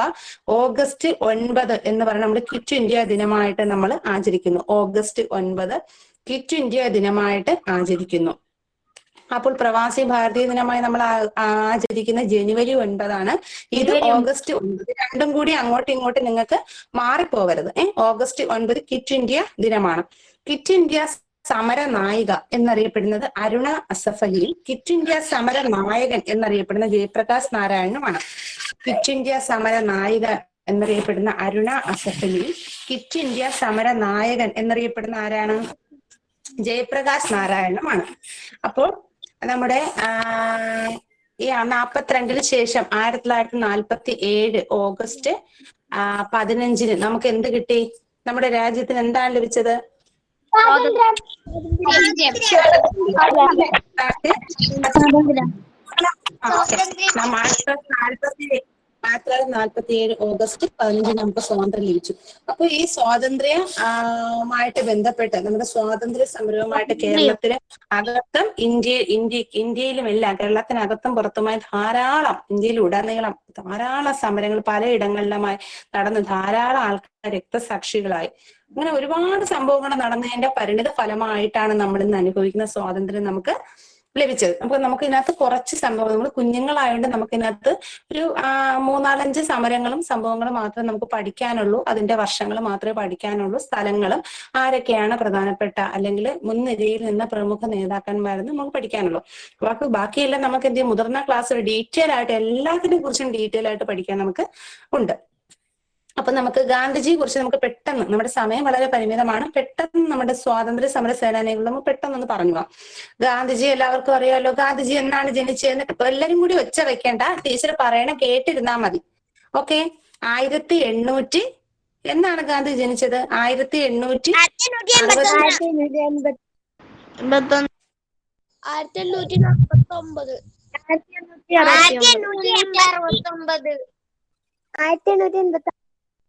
മക്കളെ എല്ലാവർക്കും കൂടി 1869 ഒക്ടോബർ മൈക്ക് മ്യൂട്ടേ. ആരും പറയണ്ട, പറയട്ടെ.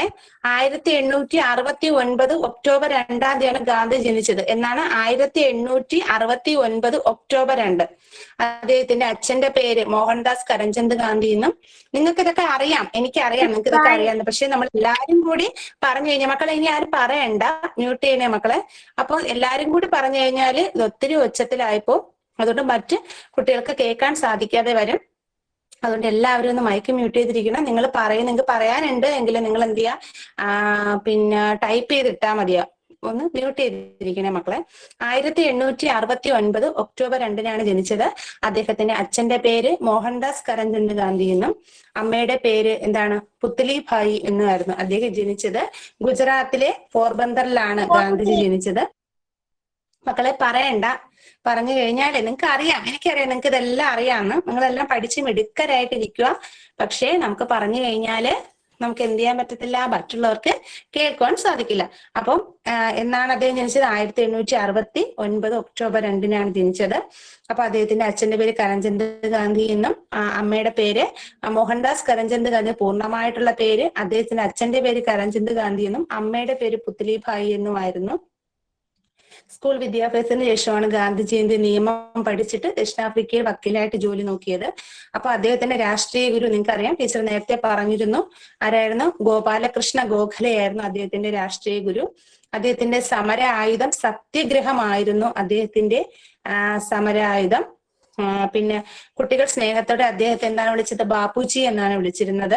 പിന്നെ അദ്ദേഹത്തെ മഹാത്മാ എന്നുള്ള ഒരു സർനെയിം, ഒരു മഹാത്മാ എന്നുള്ള സർനെയിം അദ്ദേഹത്തിന് കൊടുത്തത്, അദ്ദേഹത്തെ വിശേഷിപ്പിച്ചത്, ഗാന്ധിജിയെ മഹാത്മാ എന്ന് വിശേഷിപ്പിച്ച ഒരു വ്യക്തിത്വമുണ്ട്. രവീന്ദ്രനാഥ ടാഗോർ ആണ് അദ്ദേഹത്തെ മഹാത്മാ എന്ന് വിശേഷിപ്പിച്ചത്. രവീന്ദ്രനാഥ ടാഗോറാണ് അദ്ദേഹത്തെ മഹാത്മാ എന്ന് വിശേഷിപ്പിച്ചത്. അദ്ദേഹത്തിന്റെ ആത്മകഥയുടെ പേര് എന്റെ സത്യാന്വേഷണ പരീക്ഷണങ്ങൾ എന്നാണ്. ചിലപ്പോൾ നമുക്ക് ചോദിക്കാം, നമുക്ക് പരീക്ഷയിൽ ചോദിക്കാൻ സാധ്യതയുണ്ട്, എന്റെ സത്യാന്വേഷണ പരീക്ഷണങ്ങൾ ആരുടെ ആത്മകഥയാണ്? താഴെ ബ്രാക്കറ്റിൽ ചിലപ്പോൾ നെഹ്റു എന്ന് കാണും, ഗാന്ധിജി എന്ന് കാണും, ഗോഖലെ എന്ന് കാണും, സുഭാഷ് ചന്ദ്രബോസ് എന്ന് കാണും. അപ്പൊ നമ്മൾ എന്ത് ചെയ്യുക? നന്നായിട്ട് നോക്കിയതിന് ശേഷം എന്റെ സത്യാന്വേഷണ പരീക്ഷണം ആരുടെ ആത്മകഥയാണ് നോക്കുക. ആരുടെയാണ്? ഗാന്ധിജിയുടെയാണ്. അപ്പൊ എന്റെ ഗാന്ധിജി എന്ന് നമ്മൾ ഉത്തരം എഴുതുക. ഓക്കെ, അപ്പൊ എന്താണ്? അപ്പൊ അദ്ദേഹം ജനിച്ചതറിയാം, അദ്ദേഹത്തിന്റെ ആത്മകഥയുടെ പേരറിയാം. അദ്ദേഹം ധാരാളം സമരങ്ങൾ ചെയ്തു. ഏതൊക്കെയാണെന്നറിയാലോ? കേടാസം നമ്മൾ പഠിച്ചതിപ്പോ അദ്ദേഹത്തിന്റെ ആദ്യ സമരം ഏതായിരുന്നു? ഇന്ത്യയിൽ വന്നിട്ടുള്ള ആദ്യ സമരം ഏതായിരുന്നു?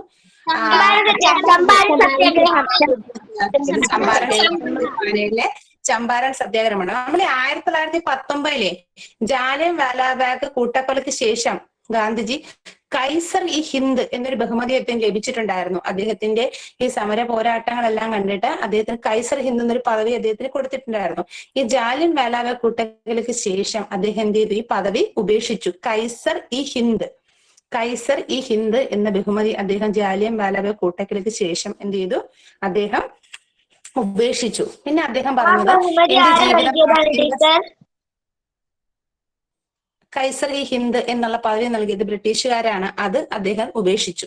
ഈ ഒരു പ്രശ്നം ജാലിയൻ വാലാബാഗ് കൂട്ടക്കൊലയ്ക്ക് ശേഷം എന്ത് ചെയ്തു? അദ്ദേഹം അത് ഉപേക്ഷിച്ചു. അതിനുശേഷം അദ്ദേഹത്തിന്റെ ജീവിതം, അദ്ദേഹം പറയുന്നത് എന്റെ ജീവിതമാണ് എന്റെ സന്ദേശം. പരീക്ഷയ്ക്ക് ഇങ്ങനെ ചോദിക്കാം, എന്റെ ജീവിതമാണ് എന്റെ സന്ദേശം എന്ന് പറഞ്ഞ സ്വാതന്ത്ര്യ സമര സേനാനി ആരാണ് പറയണം? ഗാന്ധിജിയാണ്. അടുത്തത് നമുക്ക് പഠിക്കാനുള്ളത് നെഹ്റുവിനെ കുറിച്ചാണ്. അദ്ദേഹം ജനിച്ചത് 1889. ഡേറ്റ് നിങ്ങൾക്ക് എല്ലാവർക്കും അറിയാം, നവംബർ 14 അലഹബാദിലാണ് അദ്ദേഹം ജനിച്ചത്. അദ്ദേഹം ധാരാളം പിന്നെ ഈ ഗാന്ധിജിയെ പരിചയപ്പെട്ടതിന് ശേഷം മുതൽ അദ്ദേഹം ഗാന്ധിജിയുടെ ഒരു ആരാധകനായി മാറുകയും അടുത്ത് ഇടപഴകുകയും അതിനുശേഷമാണ് അദ്ദേഹം രാഷ്ട്രീയ പ്രവർത്തനങ്ങളിൽ മുഴുകുകയും ചെയ്തത്. അപ്പൊ 1921 45 ഇടയിൽ പല ഘട്ടങ്ങളിലായിട്ട് അദ്ദേഹം 9 വർഷം ജയിലിലായിരുന്നു. അദ്ദേഹത്തിന്റെ ആത്മകഥയായിരുന്നു ഇന്ത്യയെ കണ്ടെത്തൽ. അത് എപ്പോഴും ശ്രദ്ധിച്ചോളണം. ഇന്ത്യയെ കണ്ടെത്തൽ എന്ന ആത്മകഥ ആരുടേതായിരുന്നു? അത് കുട്ടികളോട് വളരെ വാത്സല്യമുള്ള ഒരാളായിരുന്നു നെഹ്റു. അദ്ദേഹത്തിന്റെ ജന്മദിനം നവംബർ 14. മക്കളെ, നവംബർ 14 നമ്മള് ശിശുദിനമായി ആചരിക്കുന്നു. കുട്ടികള് അദ്ദേഹത്തെ ചാച്ചാജി എന്നാണ് വിളിക്കുന്നത്. അടുത്ത സ്വാതന്ത്ര്യ സമര സേനത്തിന്റെ വീരനായകന്മാരിൽ ഒരാളായിരുന്നു സുഭാഷ് ചന്ദ്രബോസ്.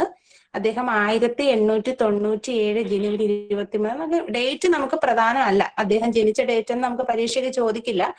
അദ്ദേഹത്തിന്റെ കാര്യം പറയുന്നത് പറഞ്ഞു പോകുന്നേ ഉള്ളൂ. ഭാരതത്തിന്റെ മോചനത്തിന് വേണ്ടി സ്വയം സമർപ്പിച്ച ഒരു വ്യക്തിത്വമായിരുന്നു സുഭാഷ് ചന്ദ്രബോസ്. അദ്ദേഹം 1941 ഇന്ത്യ വിടുന്നത് വരെ 11 തവണ അദ്ദേഹം അറസ്റ്റ് ചെയ്യപ്പെട്ടിട്ടുണ്ട്. 1939 ഇതിൽ വർഷം നമുക്ക് അത്ര പ്രധാനപ്പെട്ട ടെക്സ്റ്റ് ബുക്കിൽ പറഞ്ഞിരിക്കുന്ന പ്രധാനപ്പെട്ട വർഷങ്ങൾ കൃത്യമായിട്ട് ഓർത്തു വെക്കുക. ആ പരീക്ഷയ്ക്ക് ടൈം ലൈൻ ചോദിക്കും. കഴിഞ്ഞ വർഷം ടൈം ലൈനാണ് ചോദിച്ചത്, അത് ചോദിക്കും. അതുകൊണ്ട് അത് കൃത്യമായിട്ട് വർഷവും സംഭവം ഓർത്തു വെക്കുക. INA-യുടെയും ഇന്ത്യൻ ഇൻഡിപെൻഡൻസ് ലീഗിന്റെയും ഒക്കെ ഒരു നേതൃത്വം വഹിച്ച ഒരു വ്യക്തിത്വമായിരുന്നു സുഭാഷ് ചന്ദ്രബോസ്. അടുത്തത് ഒരാള്, ഞാൻ ടീച്ചർ ഒരു ക്ലൂ പറയാം, ആരാണ് നിങ്ങൾ പറയണം. 1900 പറയണ്ട, കമന്റ് ബോക്സിൽ ഇട്ടാൽ മതി. ടീച്ചർ പറയുന്ന ആൾ ആരാണ് നിങ്ങൾ കമന്റ് ബോക്സിൽ ഇട്ടാൽ മതി, പറയണ്ട, ഒച്ച വയ്ക്കല്ലേ. 1907 സെപ്റ്റംബർ 28 പഞ്ചാബിലെ ബംഗാ ഗ്രാമത്തിൽ ജനിച്ചു. വിദ്യാർത്ഥി ആയിരിക്കുമ്പോൾ തന്നെ രാഷ്ട്രീയ പ്രശ്നങ്ങൾ താല്പര്യം കാണിച്ചിരുന്നു. പറയാൻ പറ്റും ആരാണ്? പറയണ്ട ആരും പറയണ്ട, ടൈപ്പ് ചെയ്തിട്ടാ മതി. 1900. Okay, very good. Revathi Sajeesh, Shibina Suresh, Angel Aisha, Bhagat Singh. Okay, very good. Pradeep എന്ന ID വന്നിട്ടുണ്ട്. ഓക്കെ, ഏതാണ്? Meera Gopan. Okay, very good. Fathima Sana. Okay മക്കളെ, ഓക്കെ ഓക്കെ ഓക്കെ. അപ്പൊ എന്താണ്, ആരാണ്? ഓക്കെ ഓക്കെ മക്കളെ, ആൻമരിയ. ഓക്കെ, അപ്പൊ ആരാണ്? ഭഗത് സിംഗ് ആണ്. അപ്പൊ ബാക്കി കൂടെ പറയാം. 1907 സെപ്റ്റംബർ 28 പഞ്ചാബിലെ ബംഗാ ഗ്രാമത്തിൽ ജനിച്ചു. വിദ്യാർത്ഥി ആയിരിക്കുമ്പോൾ തന്നെ രാഷ്ട്രീയ പ്രശ്നങ്ങൾ താല്പര്യം കാണിച്ചിരുന്നു. പുസ്തകങ്ങളായിരുന്നു അദ്ദേഹത്തിന്റെ സ്ഥിരം കൂട്ടുകാർ. സഞ്ചരിക്കുന്ന ലൈബ്രറി എന്നാണ് അദ്ദേഹത്തെ അറിയപ്പെടുന്നത്. സഞ്ചരിക്കുന്ന ലൈബ്രറി എന്നാണ് അദ്ദേഹത്തെ കൂട്ടുകാർ കളിയാക്കി വിളിച്ചിരുന്നത്. പഞ്ചാബ് നവജവാൻ ഭാരത സഭ പിന്നെ അദ്ദേഹം നിർമ്മിച്ച ഒരു പാർട്ടിയായിരുന്നു. അദ്ദേഹം 1931 മാർച്ച് 23 അദ്ദേഹം ലാഹോർ ഗൂഢാലോചന കേസില് പിന്നെ കള്ളക്കേസ് കെട്ടിച്ചമച്ച് തൂക്കിലേറ്റിയ സ്വാതന്ത്ര്യ സമര സേനാനിയായിരുന്നു. ചോദിച്ചാൽ ഭഗത് സിംഗ് എന്ന് എഴുതാം. ലാഹോർ ഗൂഢാലോചന കള്ളക്കേസ് പരീക്ഷയ്ക്ക് ചോദിക്കാനായിട്ട് ഒരു സാധ്യത ഇല്ലാത്തൊരു ചോദ്യമാണ്. കാരണം എന്ന് വെച്ചാല് ഭഗത് സിംഗിന്റെ പേരിൽ കള്ളക്കേസ് കൊടുത്തത് ബ്രിട്ടീഷുകാരാണ് മോളെ. അവര് കെട്ടിച്ചമച്ചതാണ്. ഏറ്റവും മിടുക്കരായിട്ടുള്ള എന്ന് വെച്ചാൽ അധികം പ്രായമല്ലാത്ത എന്താണ് വിദ്യാർത്ഥി ആയിരിക്കുമ്പോൾ തന്നെ എന്ത് ചെയ്തു, നമ്മുടെ രാഷ്ട്രീയ പ്രശ്നങ്ങളിലേക്ക് ഇറങ്ങിയ ഒരു വ്യക്തിത്വമായിരുന്നു ഭഗത് സിംഗ്. അതുകൊണ്ട് ഭഗത് സിംഗ് എങ്ങനെയാണ് അദ്ദേഹത്തിന് തൂക്കിക്കൊല്ലുകയാണ് ചെയ്തത്. 1931 മാർച്ച് 23 അദ്ദേഹത്തെ തൂക്കിലേറ്റുകയാണ് ചെയ്ത്. രക്തസാക്ഷികളിലെ രാജകുമാരൻ എന്നാണ് അറിയപ്പെടുന്നത്. ആരാണ് ഭഗത് സിംഗ്? രക്തസാക്ഷികളുടെ രാജകുമാരൻ എന്നറിയപ്പെടുന്ന ആരാണ്? ഭഗത് സിംഗ് ആണ്. മക്കളെ, ടീച്ചർ അടുത്തൊരു ക്ലൂ പറയാം. നിങ്ങൾ എന്ത് ചെയ്യാ, പിന്നെ നിങ്ങള് അതാരാണെന്ന് ടൈപ്പ് ചെയ്തിടണം. ഓക്കെ, പറയണ്ട, ആരും മൈക്ക് ഓൺ ചെയ്ത് പറയണ്ട. ഫസ്റ്റിലെ ആരായിരുന്നെന്ന് നോക്കട്ടെ. 1875 ഒക്ടോബർ 31 ജനിച്ചു. ഗാന്ധിജി നേതൃത്വം നൽകിയ ഖേഡയിലെ കർഷക സമരത്തിലും അഹമ്മദാബാദ് തുണിമൺ സമരത്തിലും നേതൃത്വ നിരയിലായിരുന്നു. ബർദോളിയിൽ നടന്ന കർഷക സമരത്തിൽ നേതൃസ്ഥാനം ഏറ്റെടുത്ത് പ്രവർത്തിച്ചു. ഗാന്ധിജി സർദാർ എന്ന സ്ഥാനപ്പേര് നൽകി ആദരിച്ചു.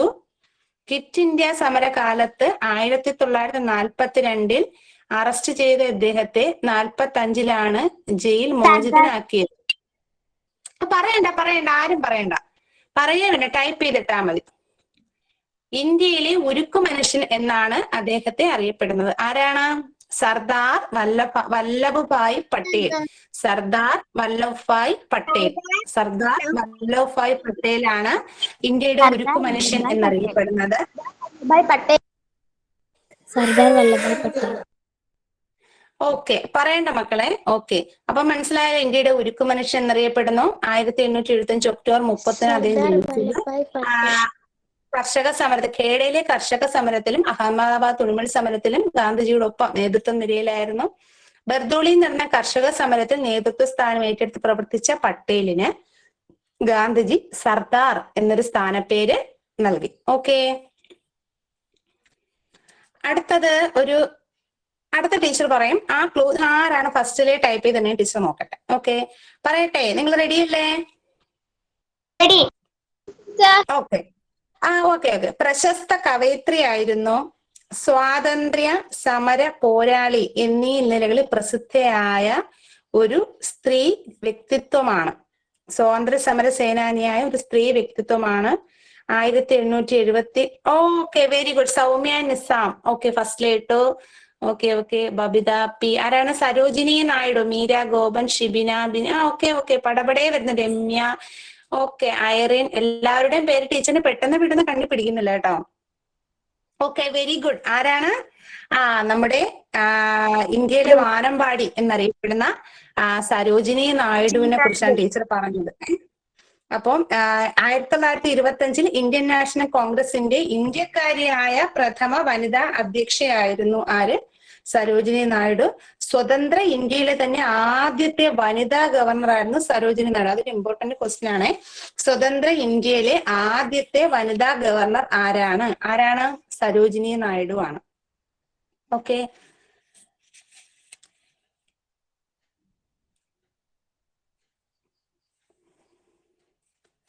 ഓക്കെ മക്കളെ, ഓക്കെ, വെരി ഗുഡ്. എല്ലാവരും നന്നായിട്ട് തന്നെ എന്ത് ചെയ്തു? എല്ലാവരും ആൻസർ ഒക്കെ എഴുതിയിട്ടു. സൂപ്പർ ആയിട്ടുണ്ട്. ഓക്കെ, അതുപോലെ തന്നെ കേരളത്തിലും ധാരാളം എന്ത് ചെയ്തു? ധാരാളം സ്വാതന്ത്ര്യ സമര സേനാനികൾ ഉണ്ട്. അതില് ഒരാളെ കുറിച്ച് വെറുതെ ഒന്ന് പറയാം. ഒരാളെ കുറിച്ച് വെറുതെ ഞാൻ ഒരു കാര്യം കുറിച്ച്, അതിർത്തി ഗാന്ധി എന്നറിയപ്പെടുന്ന സ്വാതന്ത്ര്യ സമര സേനാനിയുടെ വെറുതെ ഒന്ന് ചോദിക്കുക. അതിർത്തി ഗാന്ധി ടൈപ്പ് ചെയ്യൂ മക്കളെ. ഖാൻ അബ്ദുൽ ഗാഫർ ഖാൻ അബ്ദുൽ ഗാഫർ. ബാക്കി ടീച്ചർ ചോദ്യമായിട്ട് തരാം. പിന്നെ കേരളത്തിലെ ചില കേരളത്തിലെ ചില സ്വാതന്ത്ര്യ സമര സേനാനികളെ കുറിച്ച് പറയാൻ നിങ്ങൾ എന്ത് ചെയ്യുക? ടൈപ്പ് ചെയ്തിട്ടാൽ മതി. ഒച്ച വെച്ച് കഴിഞ്ഞാൽ ബാക്കിയുള്ളവർക്ക് കേൾക്കുവാൻ സാധിക്കില്ല. ഓക്കെ, അപ്പൊ എല്ലാവരും റെഡി ആയിട്ടിരിക്കണേ. ടീച്ചർ പറയാൻ പോവാണേ. 1890 സെപ്റ്റംബർ 9 കോഴിക്കോട് ജില്ലയിലെ പയ്യോളിക്കടുത്ത് ജനിച്ചു. മൂടാടി എന്ന് പറയുന്ന സ്ഥലത്താണ് ജനിച്ചത്. നിസ്സഹകരണ പ്രസ്ഥാനത്തിൽ പങ്കെടുത്തു. ആരെ കുറിച്ചാണ് നിങ്ങൾ ടൈപ്പ് ചെയ്തണം? നിസ്സഹകരണ പ്രസ്ഥാനത്തിൽ പങ്കെടുത്തു. 1930 പയ്യന്നൂർ ഉപ്പ് സത്യാഗ്രഹ സമരത്തിന്റെ വെരി ഗുഡ്. ഞാൻ ആദ്യം പോയ ആളുടെ പേര് കണ്ടില്ല. രണ്ടാമത് ഫാത്തിമ സന. ഓക്കെ, പറയണ്ടടാ മോനെ. ആരായിരുന്നു? കെ കേളപ്പൻ അല്ലെ? കേരള ഗാന്ധി എന്നറിയപ്പെടുന്ന കെ കേളപ്പനെ കുറിച്ചാണ് ടീച്ചർ പറഞ്ഞത്. ക്വിറ്റ് ഇന്ത്യ സമരത്തിലും ഗുരുവായൂർ സത്യാഗ്രഹത്തിലും വൈക്കം സത്യാഗ്രഹത്തിലും ഒക്കെ എന്ത് ചെയ്തിട്ടുണ്ട്? അദ്ദേഹം പങ്കെടുത്തിട്ടുണ്ട്.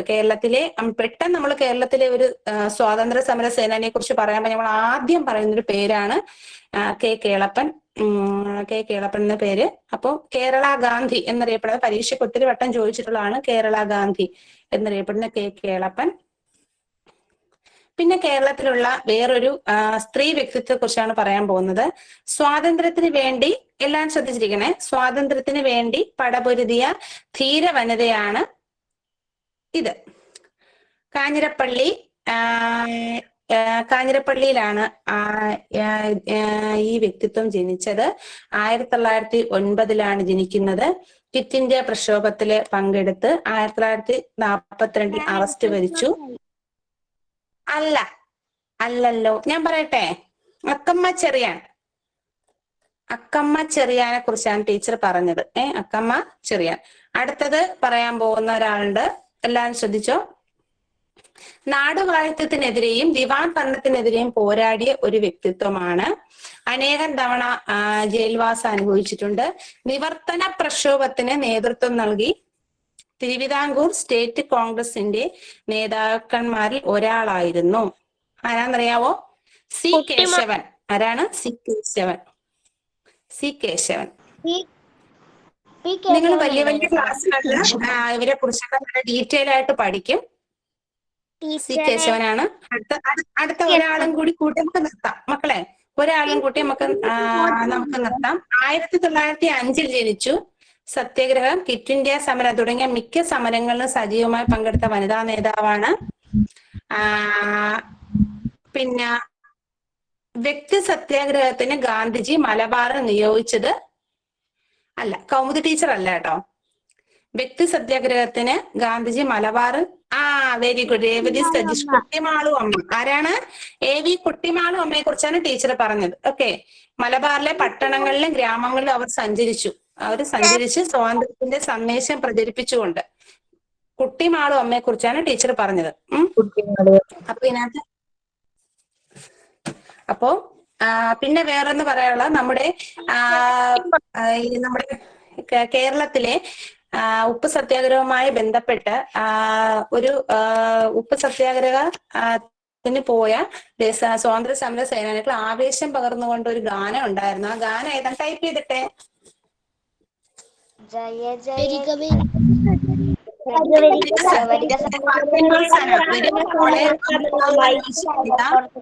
ഓക്കെ, എല്ലാവരും മൈക്കൊന്ന് മ്യൂട്ട് ചെയ്യണേ. വരിക വരിക സഹചരെ, വരിക വരിക സഹചരെ ആരാണ് എഴുതിയെന്ന് എല്ലാവർക്കും അറിയാം. അംശി നാരായണപിള്ള എഴുതിയ വരിക വരിക സഹചരെ എന്നുള്ള പ്രശസ്തമായ ഗാനം നമുക്ക് എല്ലാവർക്കും തന്നെ അറിയാം ഇല്ലേ? നാരായണപിള്ള. Okay, very good. അപ്പം ഒത്തിരി ക്വസ്റ്റ്യൻ ഉണ്ട്. ക്വസ്റ്റ്യൻ ടീച്ചർ ഗ്രൂപ്പിലേക്ക് ഷെയർ ചെയ്തെന്നാ മതിയോ അതോ ഇപ്പൊ ചോദിക്കണോ? 8 മണിയായി. ചോദിച്ചത്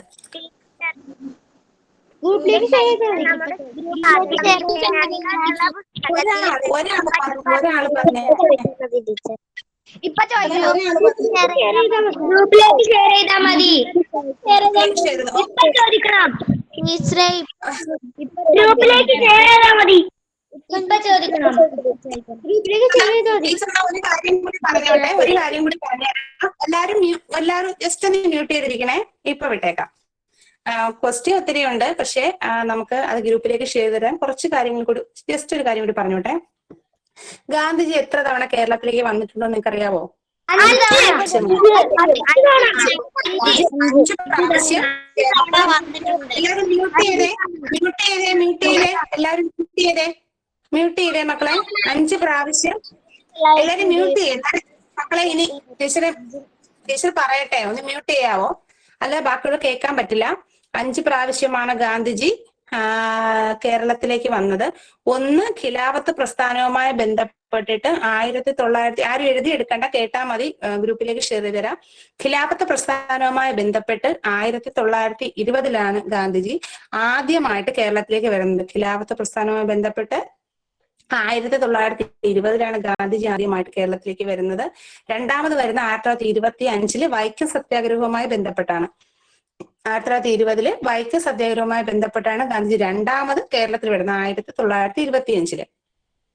മൂന്നാമത് ഗാന്ധിജി കേരളത്തിലേക്ക് വരുന്നത് കോഴിക്കോട് ഹരിജൻ സമ്മേളനവുമായിട്ട് ബന്ധപ്പെട്ട് 1927 കോഴിക്കോട് ഹരിജന സമ്മേളനവുമായി ബന്ധപ്പെട്ട് 1927 ഗാന്ധിജി പിന്നെ മൂന്നാമത് കേരളത്തിൽ വരുന്നത്. ഗാന്ധിജി നാലാമത് കേരളത്തിലേക്ക് വരുന്നതെന്ന് പറഞ്ഞാല് 1934 ഹരിജൻ ഫണ്ട് ശേഖരണവുമായി ബന്ധപ്പെട്ടാണ്. 1934 ഹരിജൻ ഫണ്ട് ശേഖരണവുമായി ബന്ധപ്പെട്ടാണ് ഗാന്ധിജി നാലാമത് കേരളത്തിലേക്ക് വരുന്നത്.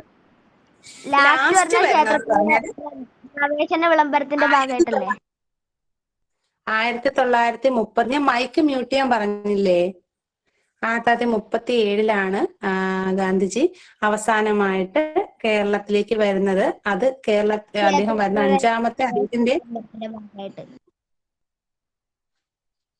5ാമത്തെ കേരള സന്ദർശനം അദ്ദേഹം വിശേഷിപ്പിച്ചത് എന്താണെന്നറിയാമോ? ഒരു തീർത്ഥയാത്ര എന്നാണ് അദ്ദേഹം വിശേഷിപ്പിച്ചത്. അപ്പൊ ഗാന്ധിജി 5 തവണ കേരളം സന്ദർശിച്ചിട്ടുണ്ട്. മക്കളെ മ്യൂട്ട് ചെയ്തിരുന്നാല് മറ്റുള്ളവർ കൂടി പറഞ്ഞാൽ കേൾക്കാൻ പറ്റുള്ളൂ. ഓക്കെ, അപ്പം 5 തവണയാണ് ഗാന്ധിജി കേരളത്തിലേക്ക് വരുന്നത്.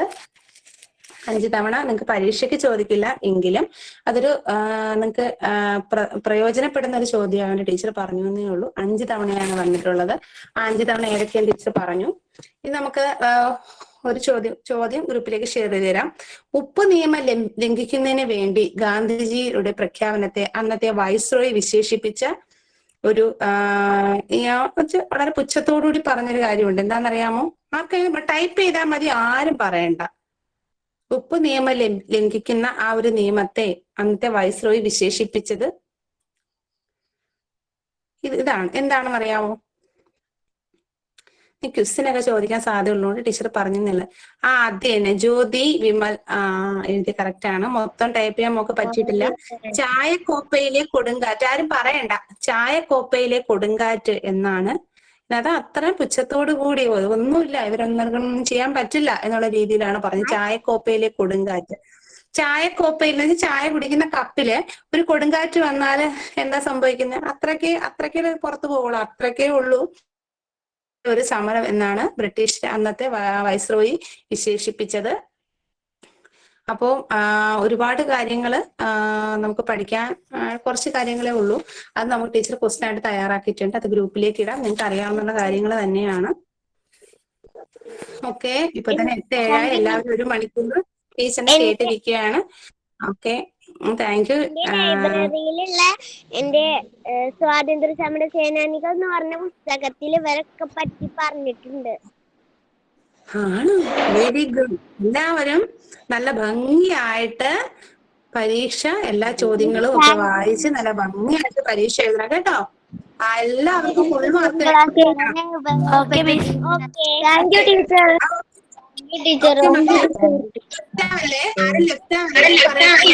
ക്ലാസ് നല്ല ക്ലാസ് ആയിരുന്നു ടീച്ചറെ.